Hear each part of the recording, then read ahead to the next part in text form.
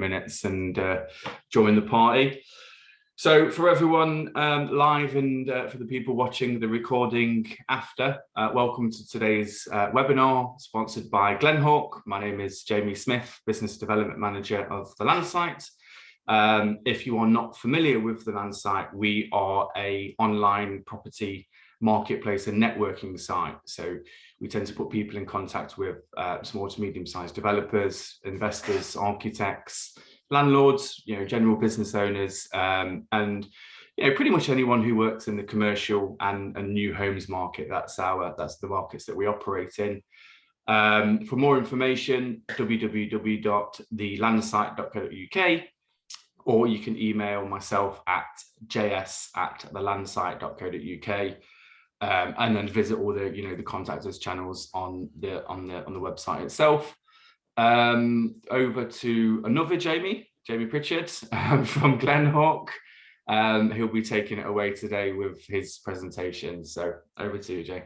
Thank you, Jamie. Yeah, too many Jamies on this call for everyone. So thank you if you've come on live today to watch this presentation. Thank you for everyone who's going to watch this through video. For the video recording will be later. So anyone that's live at the moment, if you don't want to sort of take notes and just wants to listen and answer questions, happy for you to do that as well.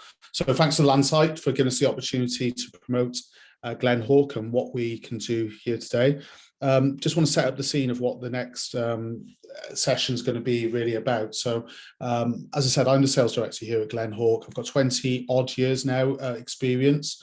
I feel that old as well in the financial services market, working the last probably 12 years in specialist lending, also a landlord as well. So that's why I'm always keen to speak to other developers, landlords, who either wanted to get onto the journey themselves or actually just diversify their portfolio or increase their portfolio itself. So a lot of that time within specialist lending and where I am, and I joined Glenhawk probably a year ago. On the agenda today, you don't want to hear about me fully, but just to try and give some background of who's speaking to you today, really.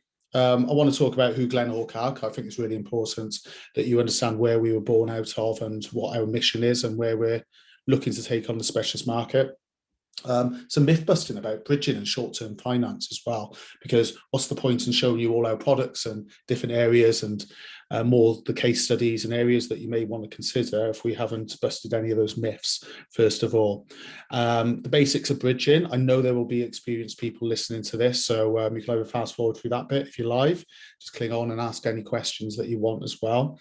And then just some case studies, and also I'm going to talk about the great opportunities that were created last year. So the last few years are just not bad news around pandemics, COVID, Brexit, so I could go on.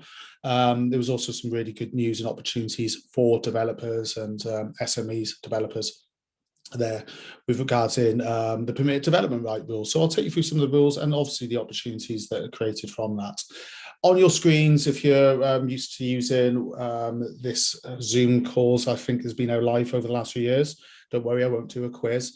Is a question and answer box. So if you want to ask questions throughout on something that I say that you may think, oh, I want to ask that now, I've got that question and answers box open on my screen here, so I will answer those. I'll also do a session towards the end for any questions that you want as well. So don't worry, I won't, I'll answer them out. If you're a bit shy, don't be. This is the perfect opportunity to ask somebody a lot of questions on anything that's really personal for yourself. So the better looking guy on the screen is called Guy Harrington, and he's our founder at Glenhawk. And it's really important that I just give you a little taster of what the journey was, because Guy is not a finance guy.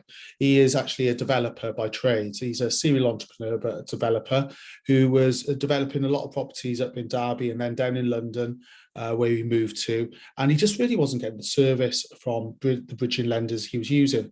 Remember, in the market, there's probably around 160 odd bridging lenders and short-term finance lenders, including family money and just private money. That could go into the 600s. However, he still wasn't getting the service he wanted, because in the day, bridging finance, when I go on to the myth busting, has got did have a pretty much a bad rep. The name itself, bridging, probably should be rebranded as short-term finance now. And there was exit fees and lots of different fees involved with it. Well, of that, as a serial entrepreneur would do, he teamed up with Harry Hill, not that one, but Harry Hill, who's the Rightmove founder, who they set up a bridging lender so it could actually scale and offer the service to developers as Guy wanted from the bridging lenders as well. So out was born Glenhawk. And luckily last year, we were voted Bridging Lender of the Year. So, myself representing Glenhawk for you today, it's coming from a good stock, a brand that the industry has recognised as being one of the best bridging lenders out there last year. Hopefully going to win it again this year. And following on from that, I think it's really important, especially when you're using, and I don't expect anybody listening to this just to use Glenhawk. That's not the way I'm wired. I know this is a Glenhawk background and a Glenhawk fest, but it's more about educating and adding value. And if some of that business comes to Glenhawk, great. It's really important to find out who funds your lender. And I'll give you an example of reasons why for that. So we're funded by JP Morgan, is one of our funders in the background. Now, JP Morgan, really well-known name around the world, that probably would have entered the bridging market 5 years ago. I always go to say 10 years ago, but 5 years ago, they wouldn't have even entertained a bridging market. That is how much bridging has grown up and where they see the opportunities of it as well. Now, our agreement with our funders is that we actually get to write our own loans. So what we agree right at the outset, when my MD prices up the deals, will be the rate that you get at the end as well. Other lenders have a forward flow proposition. And what that really means is, in simple terms for myself, is that they can say that they're going to give you the rate of this and lend off the purchase price or the open market value of, say, £500,000. But when you get to the end, they need to send that off to their funder as the case and say, do you like this deal? That funder may come back and say, I don't mind the deal. I wouldn't mind changing the rate, which is not ideal, but I also would say that they may want to lend off a 180-day valuation or a 90-day value. Now, just to give you that in sort of figures terms, that could be a 20% drop in the value of the property. To me, that's the deal is totally different to them. And you need to be really looking at lenders you can trust. Right from day one, they're going to do what they say right the way through the application, right to the day of completion of that loan itself. So really important you ask for that. But as you can see, you go through that. We've released new products along the way. We've planted a lot of trees, but we've also made a lot of loans and brought a lot of business in that way as well, just through the trust and making our name known out there as well as a brand. It's really important as we go along to know that if you're a direct customer listening to this and watching this right now, you can come direct to us. As Jamie said right at the start, he gave you contact details. I'll happily give you my contact details in the question answers box later on for yourself as well. Maybe if one of the team at Landsite could put on those contact details so everyone has got them, that would be really good. For my signature. But we can also deal with intermediaries as well. So brokers that you go to, if you've got a broker, they can help out with Glenhawk. So let's debunk some myths. Okay, this is what I hear around the market a lot of the time. And actually, I've got family. I've used bridging myself, but when I've said I've used bridging, my wife would said, I've heard that's expensive. And if my wife's saying that, we're looking after the properties herself, lots of people are going to think that as well. So it's not, free, and bridging does come at a cost. So I'm not here to say that it's cheap, but if you're buying a development and you can make money out of that, so I'm going to take you on to how we can do that through refurbishment and give you some prime examples of that. But if you could to buy something for X and actually create value through that property and maybe exit and sell it for Y, or flip it over onto a buy-to-let and make real profit, then the bridging cost is a considered business cost, in my opinion. You should never be buying a property that you're not going to be making real profit out of, or is not part of your business plan. That's when bridging can get expensive. The other way that bridging can get expensive is if you've not considered all the maybe hidden charges that some lenders have. We're totally upfront. We don't have any exit fees, and all the costs are considered right at the outset as well. And it's a daily interest rate as well. So the time that bridging can get expensive is if you haven't considered the exit, coming onto that slide in a moment. But if you've not considered the exit route itself and you go over term, you can then incur extra costs. It only has one use.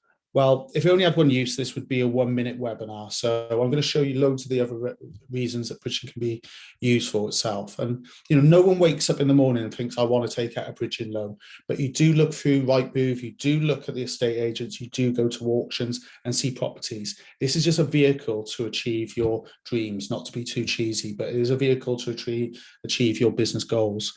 And bridging can be all about speed, but there's things that can slow down the process. So understanding what your lender needs right at the outset, and then the supply chain that they can use along the way, including the underwriting team you can have contact with, the valuers, and also the right legal team as well to achieve those goals quickly. And bridging is a last resort. Well, it's not. Bridging can be used as the right solution first time. You can lose out of a property if you choose the wrong financial instrument first time. So debunk some myths. Any questions, of course, just ask any away. Simple terms. So anybody that doesn't know now, there is two types of bridging in essence, a non-regulated and a regulated types of bridging. Now, bridging in essence can fall under, has lots of things underneath that sort of title. We can talk about things like chain breaks, resi, purchases, resi refinances, business use, development, VAT bridge and auction finance, and a lot of other things as well. But in simple terms, you can have non-regulated and regulated bridging. Non-regulated, think it's the property that you're not going to live in. Either you're going to be doing it as an investment, or you're going to be selling, or you're going to be renting out. It's a property that you're not going to live in with your family. Regulated is just the opposite. It is a regulated transaction, and falling under that banner is a consumer buy-to-let. For example, somebody, touch wood, in my family, I've inherited a property from them, and they've lived in it. I take that on. That could be considered a consumer buy-to-let and a regulated transaction. It's just important to know what that type of property is, but we can help you out with those types of questions as you go along. And I'm going to cover both as we go through this presentation now as well. So why use bridging? Auction properties, as I mentioned before, chain breaks, renovating, changing to maximise the yield out of properties, and everything else that's on screen. I'm not here to read out the slides really to yourself, but there's lots of reasons. Hopefully that debunks some of the myths. But again, let's go into some reasons and case studies and all that. However, if you on this call or listening in now, and you've got a house that you live in with your partner, with your family, on your own, and you've probably gone and got a 25-year term mortgage, 30-year term mortgage, and you've done the finance on that. You don't really know where you're going to be in 25 years. You want to make sure that you can afford it. You've put that up to your retirement age.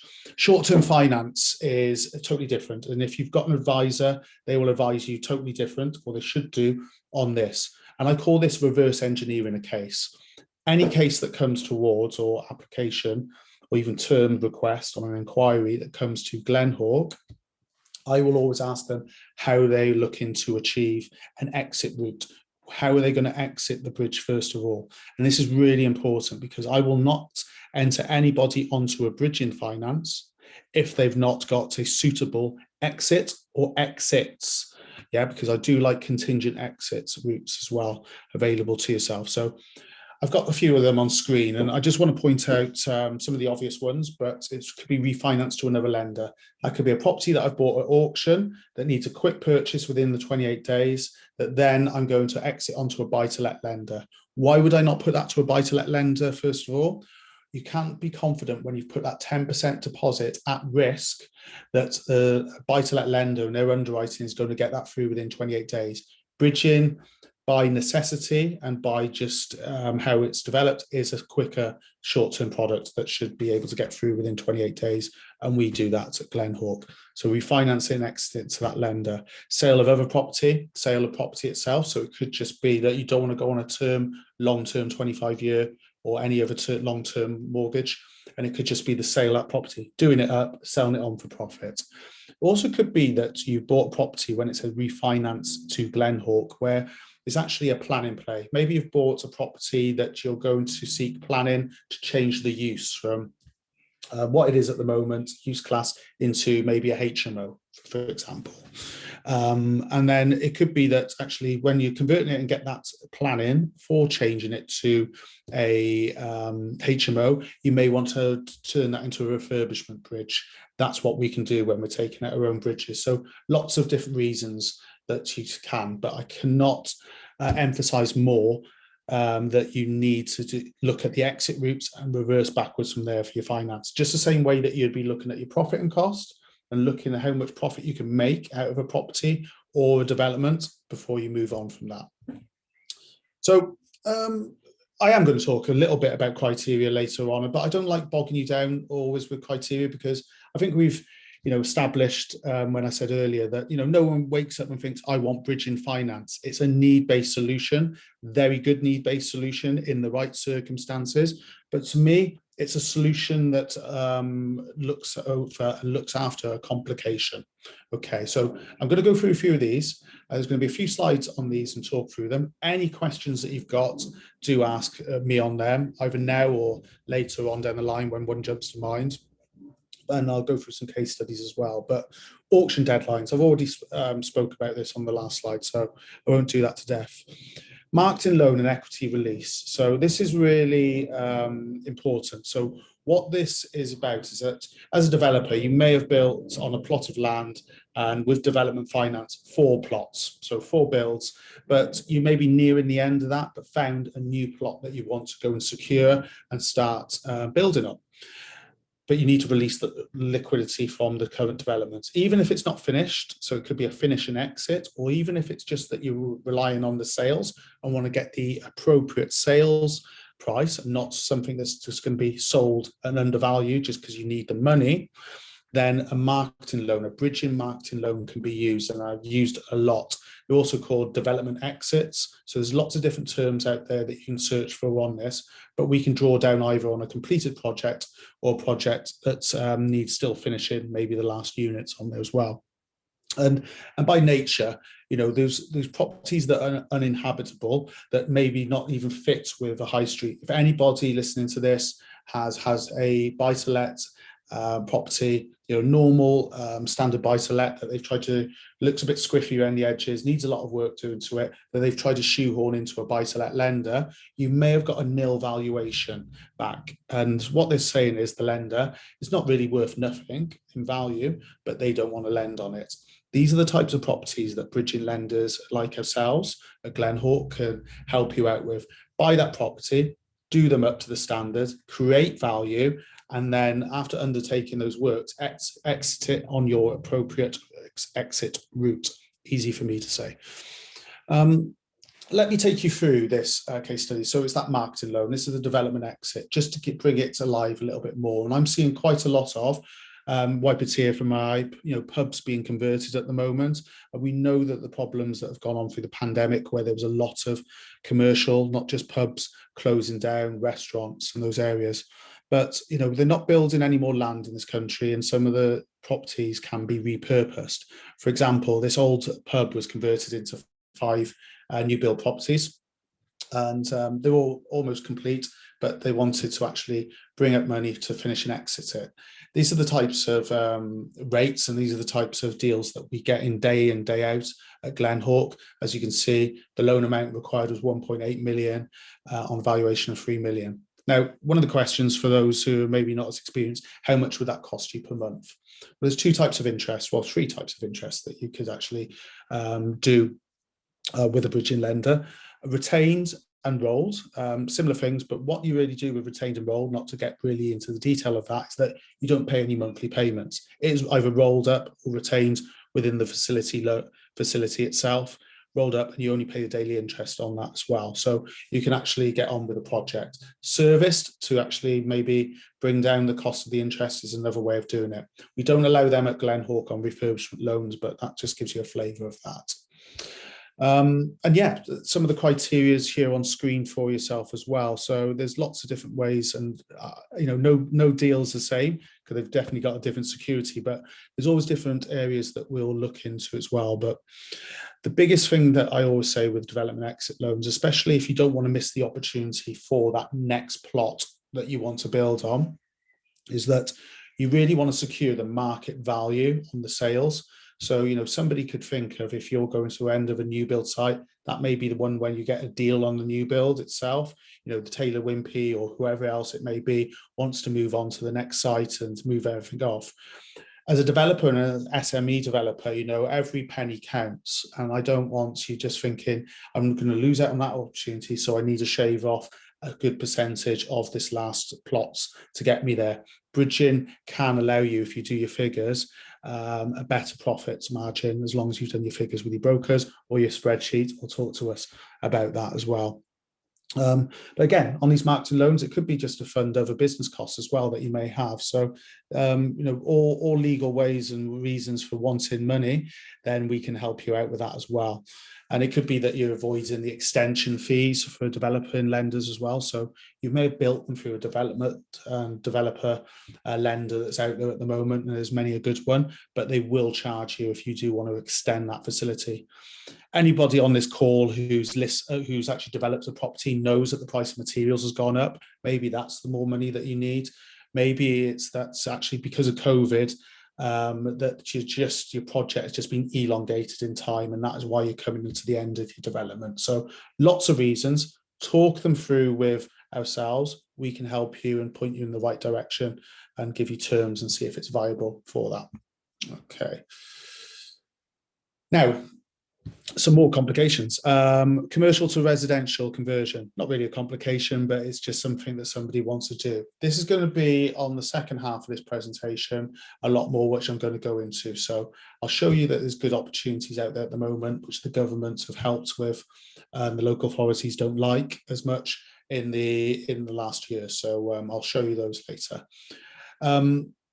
Unique opportunities. So what we mean by that is that, you know, anybody that's been to an auction, you know, I've promised many a time, go to an auction, I won't put up my hand, and I see something unique come up, something where I, you know, from my business plan would fit my business model.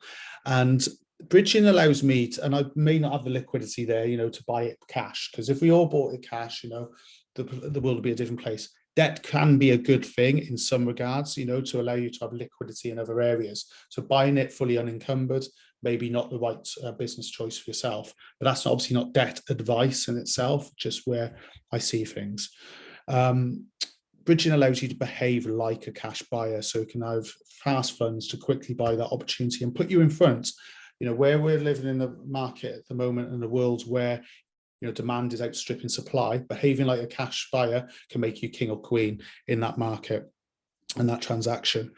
So the other one, which is one of the biggest reasons that bridging is used, is for when a chain collapses. Anyone that's experienced that, I have, it's a very frustrating time as well. So to get rid of the chain and break that chain, bridging is used a lot for that. And corny line on there, to bridge the gap, but it is to take back control of the transaction and not lose out on the security that you're looking to buy, the asset that you're looking to add to your portfolio and build out.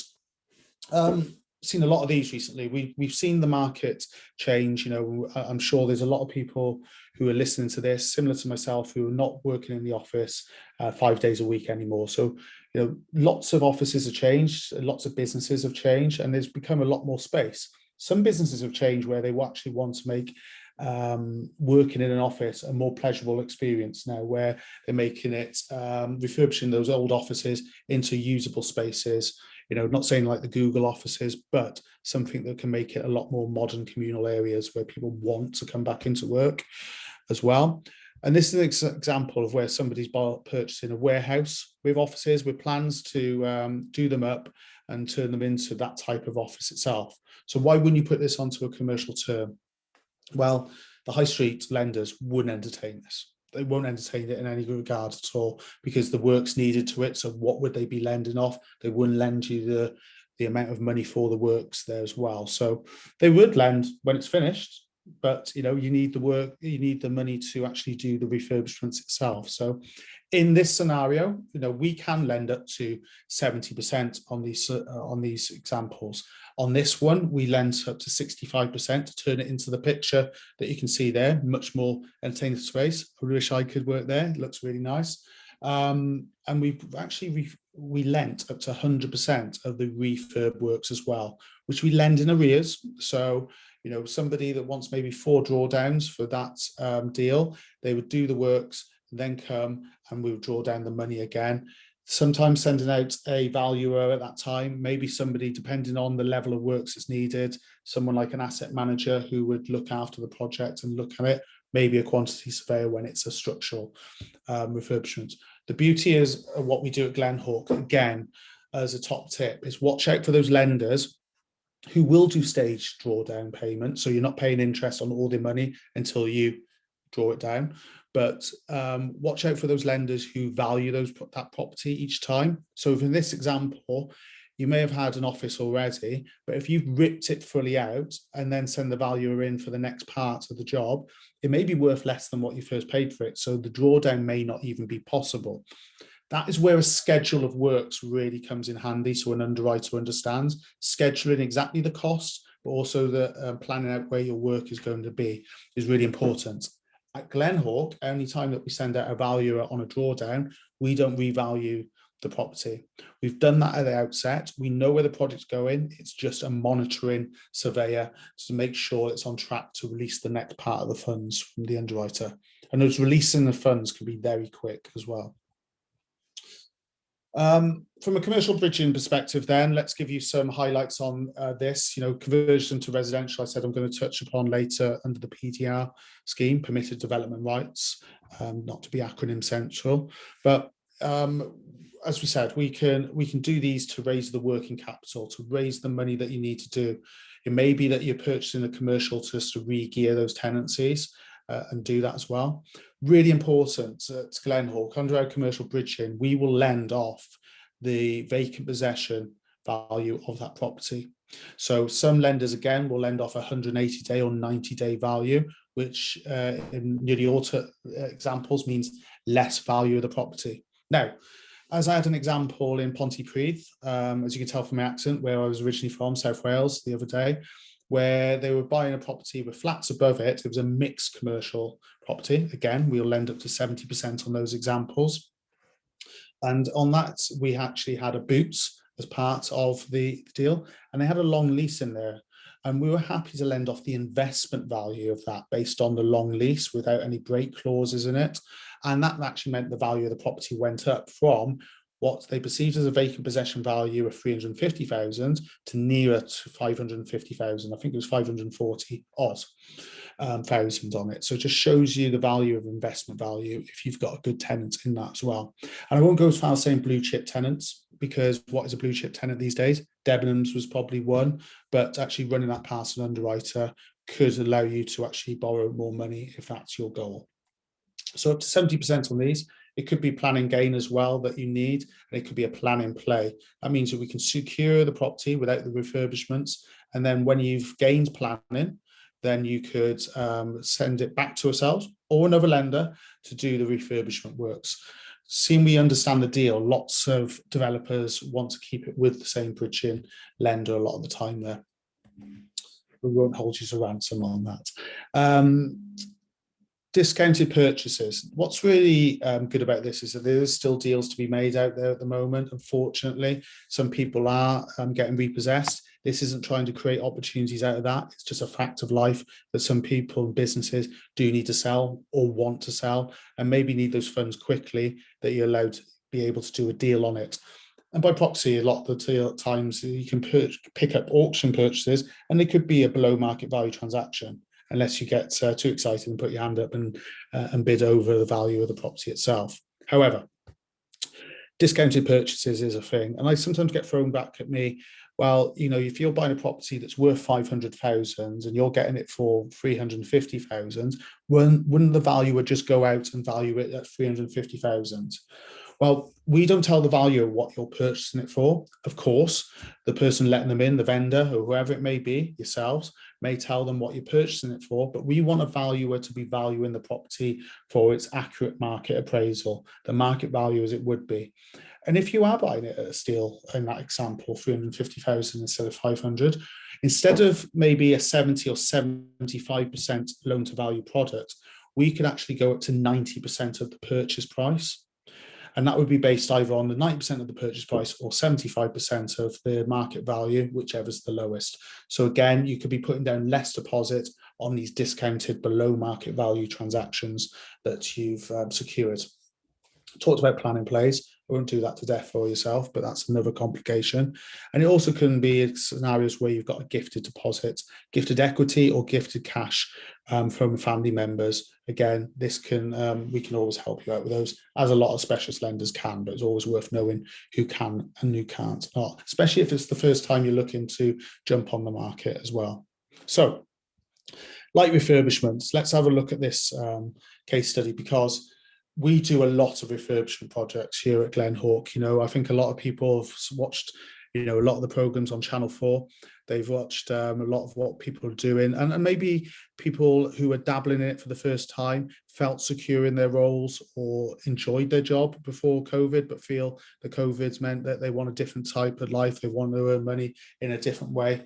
And buying properties and refurbishment is not for the faint-hearted. You do need to have a certain level of experience, and don't go into it with eyes, closed on it. But on this semi-commercial unit that was on the Isle of Wight, so mixed commercial and residential, and the commercial element to it, the clients bought and obtained planning to convert the upstairs from 2 flats into 4 flats. So they needed that under planning. There's no way that you could have done that under permitted development rights, because you can buy commercial and convert it into 2 flats under permitted development class G. But this did need planning permission, and the ground floor itself was to remain commercial. On this example, you can see the amount of money that you can start drawing out of it. So you can do 70% day one, which equates to a £245,000 day one loan. Remember, that's a gross loan as well. Okay, so the net that you would have would be less than that as well. So that is really important when you read your terms, when you get them from the lenders themselves. And then the works 100 grand. Valuation of £350,000, but the gross development value. So for anybody that's inexperienced again or doesn't know these acronyms, gross development value means the end value of this development after the works have been done, the proposed works have been done. So we can lend up to, on this scenario, up to 65% of the works of the gross development value.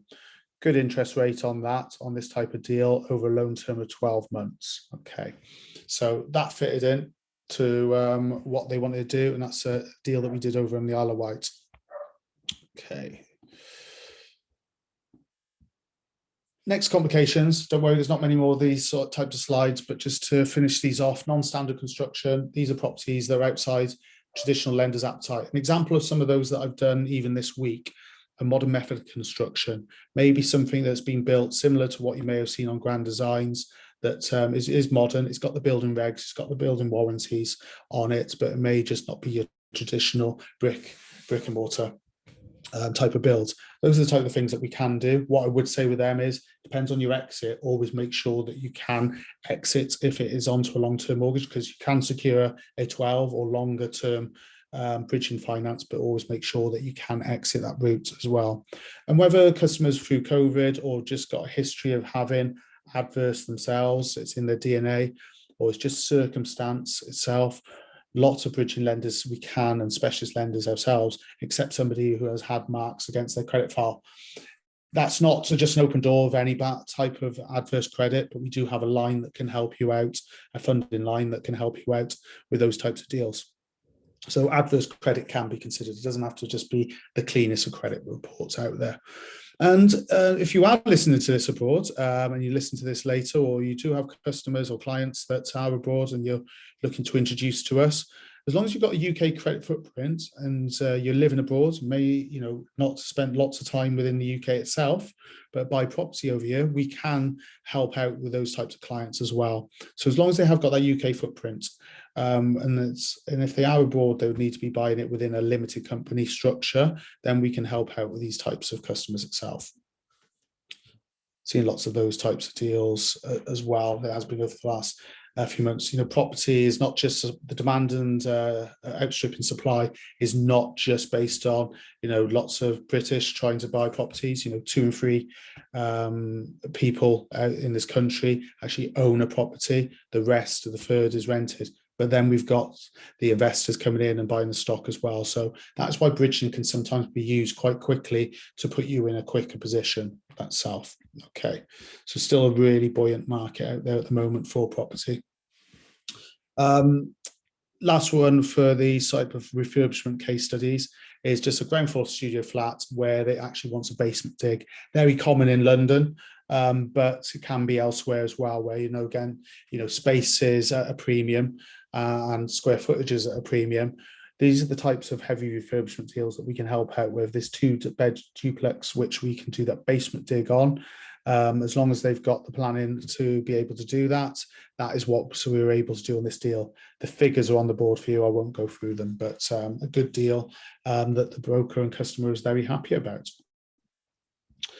So refurbishment bridging, this is, as a slide in a moment will show you, is probably the most used bridging tool out there, outside regulated bridging. At the moment, as people look to add value to property, tired property that they just need to repurpose into different use classes, different dwellings. And at Glenhawk, we can do up to £5 million loans on deals, but we can actually do more than that if it's split by titles. So don't get bogged down on those deals. And you maybe listen to this similar to mine. That's not the type of deals I do, personally. But again, it's out there for whoever's listening to it. And whether your ownership structures, individual or corporate, we can help out with that. And like I said, we can lend against that gross development value anywhere up to 75% of that gross development value, lend you the money in arrears, so it doesn't all have to be taken day one. And we can help that out on up to an 18-month term. So 18-month term, we can actually go up to 24 months in a recent change that we've got. I just haven't updated this slide currently as well. So lots of different ways that we can help out with, lots of different deals. If the property looks like one that needs a bit of work, it's probably a deal that Glenhawk can help you out with. So, as I promised, the second part of this presentation, I'm just going to take you through some of the good opportunities that have arisen. I know that was a little bit about criteria, but laced with case studies just to get you thinking about what is out there at the moment. Let me take you through this next element. And as I said and I alluded to, refurbishment is massively on the rise, and we can see what is expected through the data and what's happened. And it hasn't really slowed down much, other than builders not being able to do some of the works through lockdowns. But refurbishment hasn't really stopped through even the last few years. And they expect the market to be, for development loans, up to £4.6 billion market within 4 years' time as well. So a hugely growing market out there. Now, permitted development rights. Just to give you, the boring bit.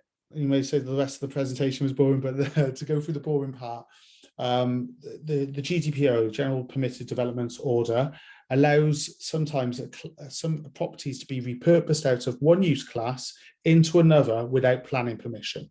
Now, there's nothing wrong really with planning permission, but every story needs a hero and every story needs a villain. And for the next few slides, I'm probably going to show you why, if you're able to, and I was looking to develop, and if I was able to do it under permitted developments, I may choose that over planning permissions. But permitted developments allows you to basically not get planning permission and not have the need for planning permission and everything that comes with that.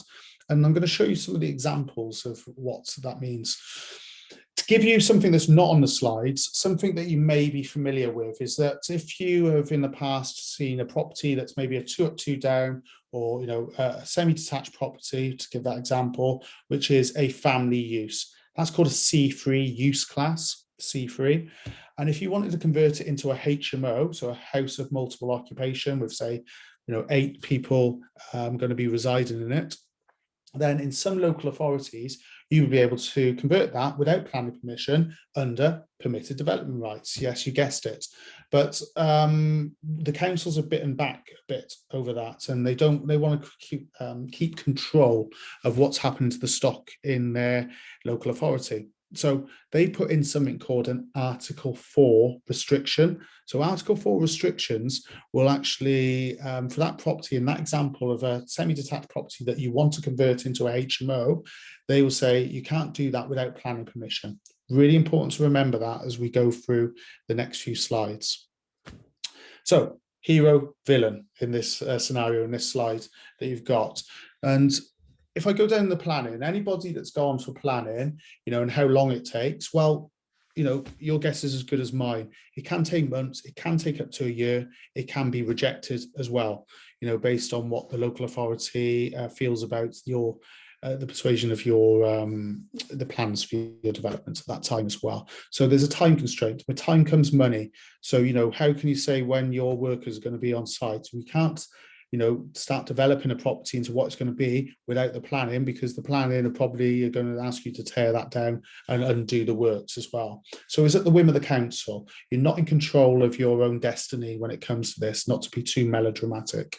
But if you're converting a property as well, and this scenario, let's say you've got a commercial property that you needed to a few years ago get planning, they would suggest you then be in the council what dwelling mix you would need on that as well. So, there's different space standards that are in there as well, and the planner decides on all these things. Let's flip it back over to the hero in this example, though. The PD rights. Well, the rules are already set out. I'm going to show you some of the rules, but the rules are already set out on what you can actually do to a property if you're going to convert a commercial into a residential property. You've got certainty as well, so you don't have to go to council. So if I'm looking to buy a property, I know I have to go for prior approval, but within 56 days, I can actually start converting that property into what it is within the rules and create exactly the dwelling mix that I wanted as well. So it doesn't have to be anything that's constrained. And it's a good thing, I know, to have a housing association, but if that's not your plan, then you're not constrained by the room sizes, studios, how many you want, how much of that needs to go back to a Section 106 council needs. So they don't dictate your space standards, you as the developer decides, okay? So something happened 2 years ago. No, not that, not COVID. Something else happened 2 years ago, which was the movement into use classes. To really bore you, the use classes is so historic and archaic within the planning committees from years ago. It come after war, when actually all these different things, even if we mention the ones that are on screen, actually all had different types of use classes, D1s, B1s, all the different areas that they may have been classed as. And that meant if you were to buy an indoor sports centre, for example, and want to turn that into an office block, you would have to go for planning to do that. So 2 years ago, what was developed by the government was that they were going to put everything that you can see on your screen at the moment, whether that be indoor sports, offices, medical health centres, creches and day nurses, that they were going to put that into a Class E. And that meant that you could actually then convert a Class E, any of these properties, into a residential. Okay, I'm going to show you what that means further on in a moment. Okay. So last year, okay, and I will be going back to Class E in a moment, okay, what further got developed by the councils was the use class MA, mercantile abodes, easy for me to say again. Now, this is really important because 30 years ago, developers themselves accounted for around 40% of new dwellings, i.e. homes, and now it only equates to about 12 to 13% of new developers and SME developers creating new homes. And this is because of the planning constraints, and this is because of the liquidity you need to put down. So the government put in about a 300,000 a year target for new homes, which they've got 100% success rate in not hitting any year. So they haven't hit that target at all. So they developed something called a Class MA. And Class MA allowed you to actually have anything that was in that Class E, which I'm going to go through, could actually be developed into that commercial, into residential without the need for planning. This is fully an opportunity for developers to develop properties and convert them into residential flats, for example, and actually do that rather than putting time, which means money, aside for the planning. So the property must have been in the, one of the use classes captured in Class E. Again, I can get, you can have these slides afterwards. I'm sure Landsite will share them with you, for at least 2 years prior to the approval submission. So that's them. That's the Class E. That's what they used to be on the one side there. The restaurants, the offices, and different areas like that.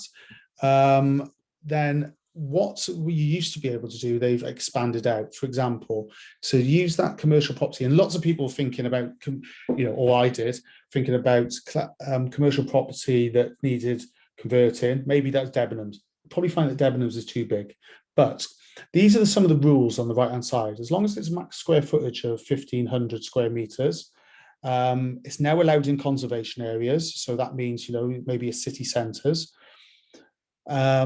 No dwelling mix restrictions in there as well, or the dwelling size, as long as it's a 37 meters square for a flat, or studio flats, should I say.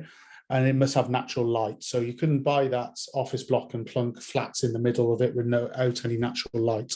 But as long as you're not making any external alterations, you can do all these changes within permitted developments itself. So remember, external alterations do include windows and that sort of change as well. So lots of opportunities when it comes to that. And where I see really the opportunity in this, let's go back to something I talked about a moment ago, which was the Article 4 restriction. So if you're buying in Southampton, which has got an Article 4 restriction for HMOs, it doesn't have an Article 4 restriction for turning commercial into residential. So it doesn't mean just because it's got an Article 4 restriction on one thing, it actually means it has it on this. So the local councils have to apply for 1 year to go to actually try and get an Article 4. So since August last year to August this year, and probably beyond, if the councils haven't applied for it, and some of them are, by the way, then Richmond was the first, by the way.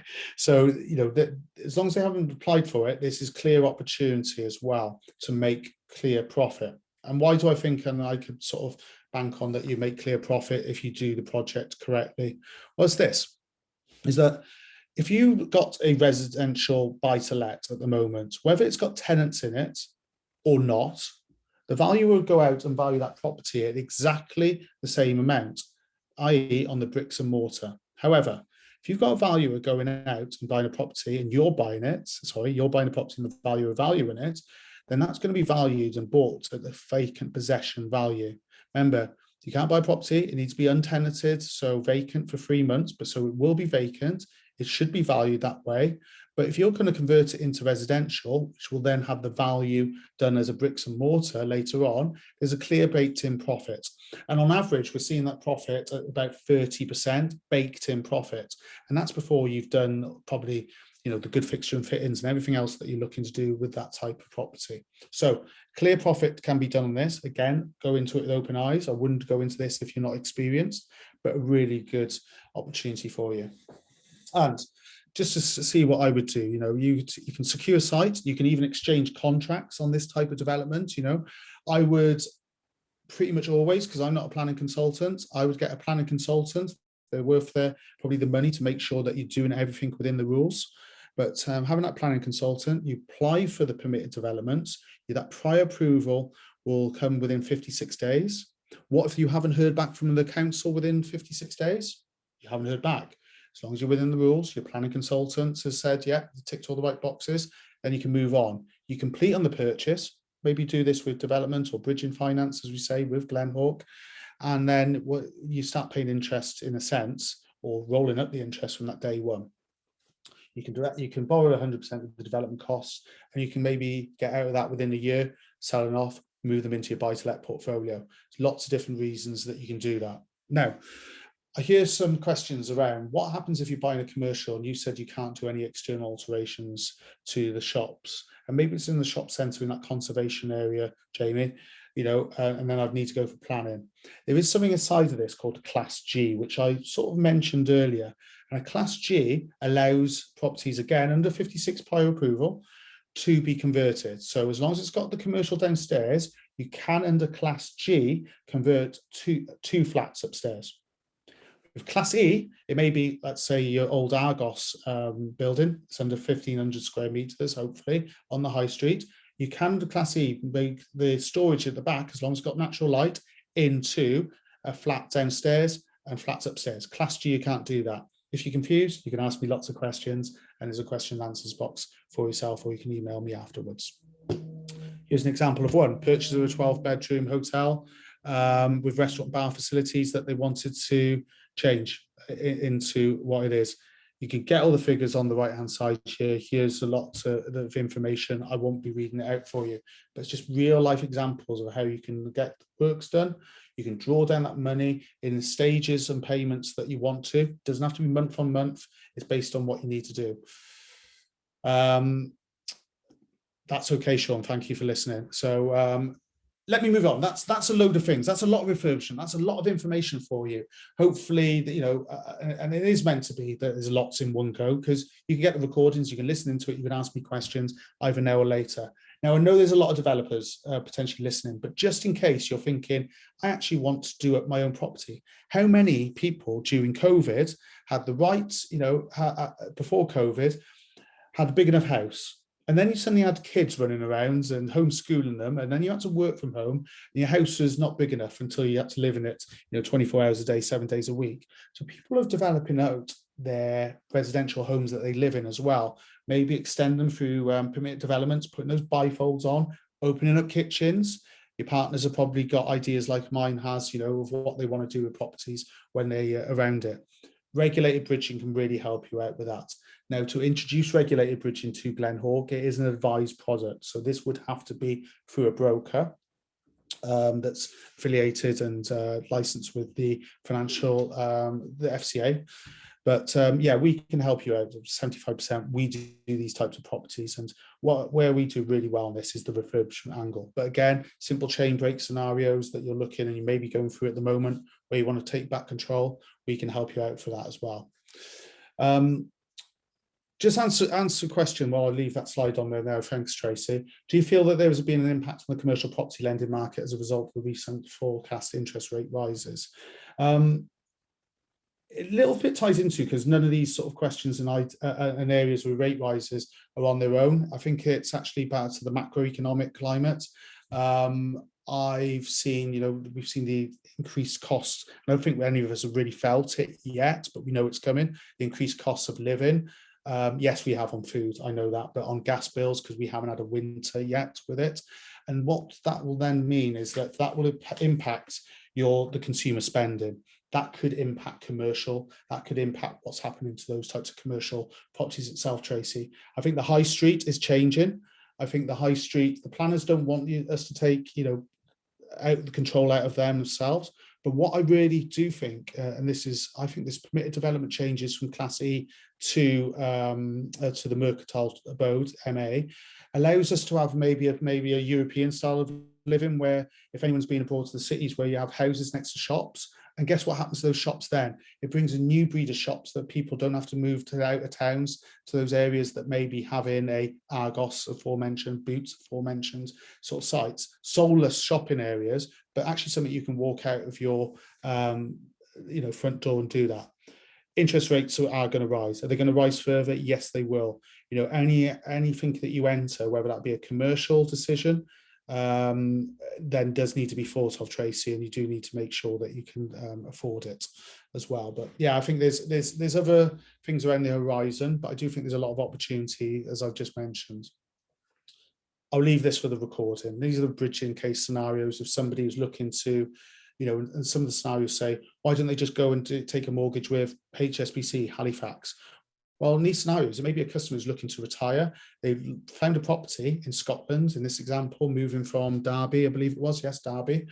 And, you know, they don't need a term mortgage. They just want to secure the assets up in Scotland in this scenario and buy that one. Bridging allows you to take back control, but also allows you to actually exit through the sale of the previous property you've lived in. See lots of these types of scenarios, especially after COVID, with people looking to move closer to family. Some are looking to move away from family, but some are looking to move closer to family as well. So that's the main things that I want. Now, let's get into the nuts and bolts of what you need to be really thinking of. If any of this has struck a chord with you today, you can go to any of the bridging lenders out there. You know, I know I've got green behind me, it's Glenhawk, and you could probably get terms really quickly. Those terms, though, are sometimes done on the back of a fag packet. They're done without much information, and that rate could change. They could pull out of that deal at the 11th hour and leave you exposed, and that's not relationship building. We need similar things to a lot of those lenders, you know, security address, but we'll look at your experience and we will rate give a rate to that based on your experience as well. So it can make it competitive based on the experience that you have. And the rate that we give you on an unregulated and regulated term, as long as on unregulated nothing changes dramatically, then let's talk about the top LTV 75%. There's nothing a legal team could tell me which would make me change my rate, you know, if it's a quick transaction. So that's sort of what we can do at Glenhawk. So we ask a few more questions at outset, but then they are credit backed by our MD at outset as well. And the process, you know, I'm not going to go through each one of these elements, but it can be as quick as you like. Choosing the right legals is one of the bits that slows down. We can have, in certain circumstances, joint representation. What that means is that we can use the same legal firm to represent ourselves and also yourselves. In some scenarios like commercial refurbishment or mixed commercial, we would want separate representation. What I would say to you, if you've not done bridging before, is use a solicitor, a lawyer who understands bridging and the complexities of it. But the valuation, and we've got panels of valuers that can be used out there, and the process, you can talk to our underwriters, you can talk to anybody, my MD, my boss, downwards to myself, sales director, and every one of our amazing team. You can talk to them because each deal's different, and we want the experience and service to be right for yourself. No lender's perfect. You know, any lender that says they are, you know, you can spot a liar, but we're working with it and we're constantly improving processes, and our awards last year hopefully demonstrate that. So to summarize, this is some of the products that we're able to do. Didn't touch upon second charge. The second charge for business purposes, even on your main residential, could be a good enough reason. Business purposes doesn't mean like stock for your business, but it could be releasing equity for that next buy-to-let purchase at auction that you want to put down the deposit on. But all those areas are the areas that we can do. We are looking to expand. I was talking to Jamie Smith before this call and become a really even bigger specialist lender that can service you with commercial term and different areas moving forward. All of this is short-term finance. We will be moving into, as the sort of next year progresses and the market, you know, it keeps where it is, into buy-to-let as well. So watch this space as we go along. Lots of lenders will say to you, use us because of speed. Well, that should be a prerequisite for bridging. Use us because we're transparent. Well, that should be a prerequisite as well. But I've shown you that there's some lenders that have got hidden fees. So really, you know, do your homework on who, if you are using a lender at the moment, why there are different fees out there, why they didn't tell you them, if they said they were credit back terms, why that. There's a lot of lenders in the market, and there's a lot of many good ones as well. So that was not lender bashing. It's just looking after your interests, okay? But flexibility is there as well as a process. So that's me. That's myself here at Glenhawk. For anybody that has got a pen and paper at hand at the moment, or after this video wants to rewind back, my email address is jpritchard@glenhawk.com. And my telephone number, which I always forget, 07842 306 230. That's 07842 306 230. Okay, Glenhawk, we're based down in London. I live up in the north as well. So we've got sales representatives all around the country, but we're only a phone call or email away. If anybody's got any questions, please do ask them now. Thank you. Thank you very much, Jamie. Who knew bridging finance could be so interesting? Very well presented. Yeah, just to recap on everything that Jamie's just mentioned there, in terms of the recording, we had quite a few people come to us and say, unfortunately, they couldn't make the webinar. So, you know, how else could they see it? We will put it on the Landsite in a few various places. Obviously, it will be on the Glenhawk profile itself. We'll keep it on the homepage for a couple of weeks, and we'll also do, you know, a bit of an email campaign as well, as making sure that everyone sees the webinar as much as possible. In terms of the contact details, obviously Jay's just given you his as well, but we will put his contact details, if that's all right, I assume it is, on the you know, on the captions and everything like that. So you shouldn't miss a thing. Again, thank you very much, Jamie, and everyone for tuning in. We'll see you next time. Oh, cheers, thanks, guys. Cheers, bye. Bye-bye.